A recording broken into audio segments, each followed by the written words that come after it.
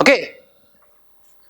See, in last environment questions, in last year and even 2020-21 also, they have been asking very unconventional questions, which you will not study in any environment book easily. Okay.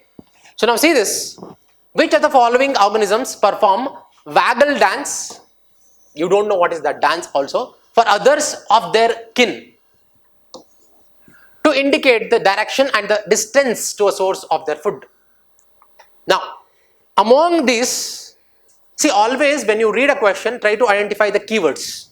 What are the keywords? Now here the dance is keyword and for me kin is keyword. What do you mean by kin? It's a group or a family, kinship we say, right? Kin. So that is the keyword. Why? See, there was no need to give the word kin for UPSC. He could have directly given just the dance and what species does this dance. He is giving you the hint.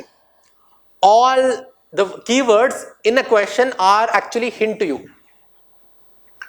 So you have a kin, that means try to see among the options which one live in a group or family.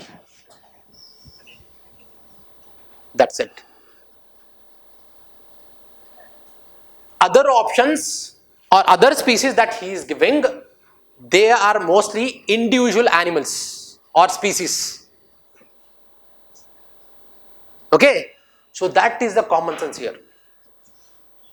Don't think that it will come from some current affair. See, I agree that these all will be somewhere resourced or sourced from current affairs.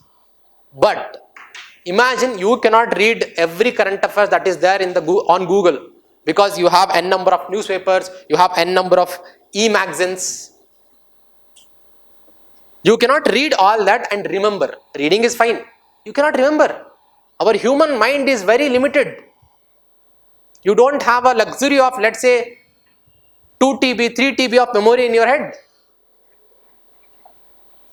You have very limited memory. Whatever you have read last week, you will not remember now. 90% of the things have gone already. So that's why learn these skills so that you will realize after learning all these things, for prelims, no need to prepare a lot. No need to read every line in all the books. If you know the common sense in every subject, you can answer.